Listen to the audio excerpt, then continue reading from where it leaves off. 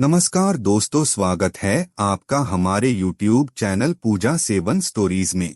जय श्री कृष्ण दोस्तों, आज हम आपको इस वीडियो में बताएंगे उन संकेतों के बारे में जिससे आपको ये पता चलता है कि ईश्वर आपकी जिंदगी बदलना चाहते हैं।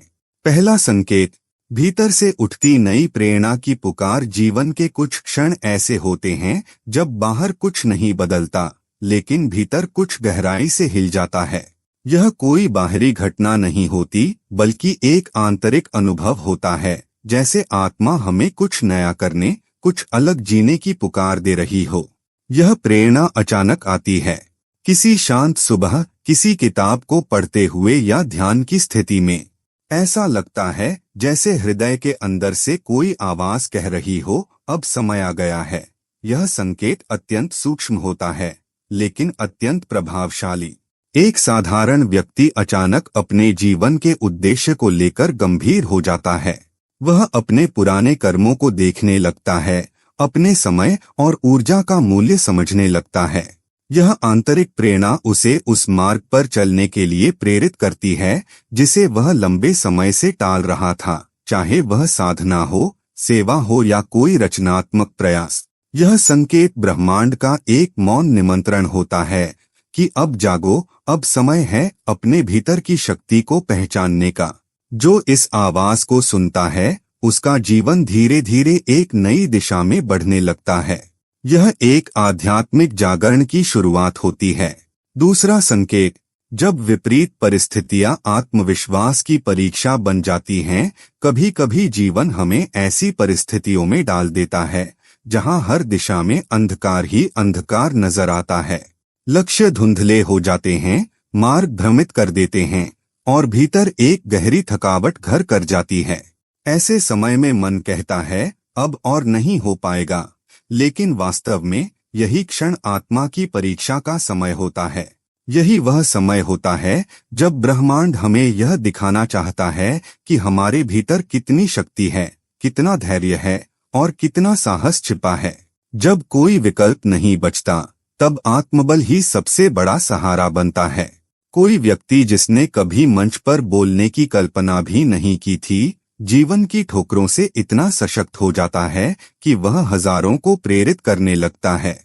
कोई स्त्री जिसने वर्षों तक संघर्ष झेला, वही एक दिन दूसरों के लिए आशा की किरण बन जाती है। यह संकेत सिखाता है कि जब जीवन कठिन हो जाए, तब हार मानने के बजाय अपनी अंतरात्मा की आवाज को सुनो। विपरीत परिस्थितियां तुम्हें तोड़ने नहीं, बल्कि तुम्हारी असली शक्ति को सामने लाने आती हैं। यही मोड़ अंत नहीं, एक नई शुरुआत होती है। तीसरा संकेत, जब मौन भीतर की दिशा दिखाने लगता है। जीवन की भागदौड़ में हम अक्सर शोर के आदी हो जाते हैं। बाहर की आवाजें, लोगों की अपेक्षाएं, सामाजिक दबाव और भविष्य की चिंता। इस शोर में हमारी अपनी आवाज कहीं खो जाती है। लेकिन कभी कभी जीवन हमें अचानक ऐसे मोड़ पर लाकर खड़ा कर देता है जहां चारों ओर सन्नाटा होता है। न कोई रास्ता साफ दिखता है, न कोई सलाह देने वाला होता है। यह अकेलापन, यह मौन शुरुआत में भयावह लग सकता है, लेकिन यही मौन धीरे धीरे भीतर की आवाज को सुनने की पहली सीढ़ी बनता है। जब बाहर की दुनिया खामोश हो जाती है, तब आत्मा की ध्वनि तेज हो जाती है। हम अपने विचारों को स्पष्ट रूप से देखने लगते हैं। हमें यह समझ में आने लगता है कि हम क्या वास्तव में चाहते हैं और कौन सी चीजें केवल सामाजिक कंडीशनिंग का हिस्सा थीं। यही मौन आत्मनिरीक्षण का द्वार खोलता है। कल्पना कीजिए एक व्यक्ति जिसने सारा जीवन दूसरों को खुश करने में बिताया, अचानक अकेला हो जाता है। शुरुआत में उसे यह तन्हाई तोड़ने लगती है, लेकिन धीरे धीरे वह अपने भीतर की शक्ति, शांति और स्पष्टता को महसूस करने लगता है। यही संकेत उसे अपनी सच्ची दिशा की ओर मोड़ देता है। चौथा संकेत, जब असफलता सफलता का बीज बन जाती है। असफलता का नाम सुनते ही मन में एक भारीपन आ जाता है। हम उसे अंत मान बैठते हैं, अपने प्रयासों का, अपने सपनों का, अपने आत्मविश्वास का। लेकिन वास्तव में असफलता एक छिपा हुआ आशीर्वाद होती है। यह संकेत देती है कि जिस राह पर हम चल रहे थे, वहां कुछ नया सीखने की, खुद को बेहतर बनाने की आवश्यकता है। असफलता हमें रुकने और आत्ममंथन करने का अवसर देती है, जो सफलता के शिखर पर अक्सर नहीं मिल पाता। कल्पना कीजिए एक विद्यार्थी जो कई प्रयासों के बावजूद प्रतियोगी परीक्षा पास नहीं कर पाता। वह निराश होता है, खुद को असमर्थ मानने लगता है। लेकिन जब वह ठहरकर अपनी गलतियों को देखता है, अध्ययन की शैली बदलता है और आत्मानुशासन अपनाता है, तो वही व्यक्ति अगली बार सफलता की ऊंचाई छू लेता है। वह असफलता उसका शिक्षक बन जाती है, जिसने उसे केवल लक्ष्य ही नहीं, खुद को समझने की दृष्टि भी दी। यह संकेत सिखाता है कि गिरना हार नहीं है। असफलता केवल यह दर्शाती है कि सफलता अब और अधिक परिपक्व होकर हमारे पास आने वाली है। बस धैर्य रखो, सीखो और फिर से उठ खड़े हो। 5वां संकेत, जब अस्वीकार किया जाना आत्मसम्मान की नींव बन जाता है। जीवन में कभी कभी हम ऐसे अनुभवों से गुजरते हैं जहां हमें ठुकरा दिया जाता है, किसी नौकरी के लिए, किसी रिश्ते में, समाज में या अपने ही परिवार में। यह अस्वीकार भावनात्मक रूप से बहुत गहरा आघात दे सकता है। हम खुद पर प्रश्न उठाने लगते हैं, क्या मैं पर्याप्त अच्छा नहीं था? क्या मुझ में कोई कमी है? लेकिन यही अस्वीकार एक गहरे आत्मबोध और आत्मसम्मान की शुरुआत बन सकता है। जब ब्रह्मांड हमें किसी जगह से हटा देता है, तो वह वास्तव में हमें यह सिखा रहा होता है कि हमारी असली पहचान बाहर के अनुमोदन पर निर्भर नहीं करती। हमें अपनी कीमत खुद जाननी होती है, न कि दूसरों की मान्यता से। कल्पना कीजिए एक युवती को उसके सपनों की नौकरी के लिए अंतिम दौर में ठुकरा दिया जाता है। वह टूट जाती है, लेकिन फिर वह खुद को खंगालती है, अपने कौशल को निखारती है और एक स्वतंत्र उद्यम शुरू करती है। कुछ वर्षों में वही कंपनी जो उसे अस्वीकार कर चुकी थी, अब उसके साथ साझेदारी करना चाहती है। यह संकेत हमें सिखाता है कि ठुकराया जाना अंत नहीं है, वह आत्मनिर्माण की शुरुआत हो सकता है। ब्रह्मांड हमें अस्वीकार के माध्यम से यह याद दिलाता है कि सबसे पहले हमें खुद को स्वीकारना है। यही आत्मसम्मान सच्चे विकास की नींव है। 6वां संकेत, जब अस्थिरता हमें वर्तमान में जीना सिखाती है। जीवन में कई बार ऐसा समय आता है जब सब कुछ अनिश्चित हो जाता है। नौकरी का कोई भरोसा नहीं, रिश्तों में उलझन, स्वास्थ्य में गिरावट या आर्थिक संकट। ऐसे क्षणों में भविष्य धुंधला लगता है और अतीत बोझिल। हम सोचते हैं कि सब कुछ कब फिर से ठीक होगा। लेकिन यही अस्थिरता का समय हमें एक गहरा आध्यात्मिक उपहार देता है, वर्तमान में जीने की कला। जब सब कुछ हमारे नियंत्रण से बाहर होता है, तब हम धीरे धीरे यह सीखने लगते हैं कि केवल यह पल ही हमारे पास है। न बीता हुआ कल हमारे वश में है, न आने वाला कल। यही जागरूकता हमें क्षण क्षण में आशा, शांति और चेतना के बीज देती है। हम सूरज की रोशनी को सच में महसूस करने लगते हैं, एक प्याले चाय का स्वाद गहराई से लेने लगते हैं, अपनों की मौजूदगी को अधिक सराहने लगते हैं। कल्पना कीजिए एक व्यक्ति अपनी नौकरी खोने के बाद अत्यधिक तनाव में आ जाता है, लेकिन कुछ समय बाद वह महसूस करता है कि अब उसके पास समय है अपने परिवार के साथ बैठने, प्रकृति को निहारने और खुद से जुड़ने का। यही वर्तमान उसकी सबसे बड़ी पूंजी बन जाती है। यह संकेत हमें सिखाता है कि अस्थिरता डरावनी नहीं, बल्कि चेतना की राह खोलने वाली हो सकती है। जो वर्तमान में जीना सीख गया, वह जीवन की सबसे बड़ी उपलब्धि पा गया। 7वां संकेत, जब भीतर की बेचैनी बदलाव की दस्तक बन जाती है। कभी कभी जीवन में सब कुछ सामान्य चलता है, नौकरी ठीक है, रिश्ते स्थिर हैं, दिनचर्या में कोई बड़ी समस्या नहीं है, लेकिन फिर भी भीतर कहीं एक अजीब सी बेचैनी घर कर जाती है। यह बेचैनी न तो स्पष्ट रूप से दुख होती है, न ही कोई स्पष्ट कारण वाला संकट। यह एक मौन संकेत होता है कि आत्मा अब और अधिक विस्तार चाहती है। यह भीतर की पुकार होती है कि जो जीवन अभी जी रहे हो, वह तुम्हारी पूर्ण संभावना नहीं है। बहुत से लोग इस बेचैनी को नजरअंदाज कर देते हैं, लेकिन जो इसे गंभीरता से लेते हैं, वे अपने जीवन में अद्भुत परिवर्तन लाते हैं।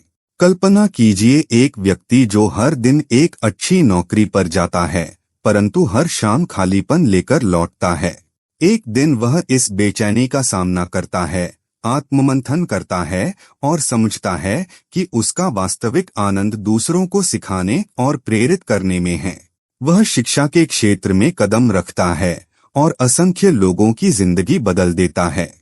यह संकेत हमें सिखाता है कि कभी कभी भीतर की बेचैनी केवल असंतोष नहीं होती, वह आत्मा का संकेत होती है कि अब समय है जागने का, बढ़ने का और अपने वास्तविक पथ पर चलने का।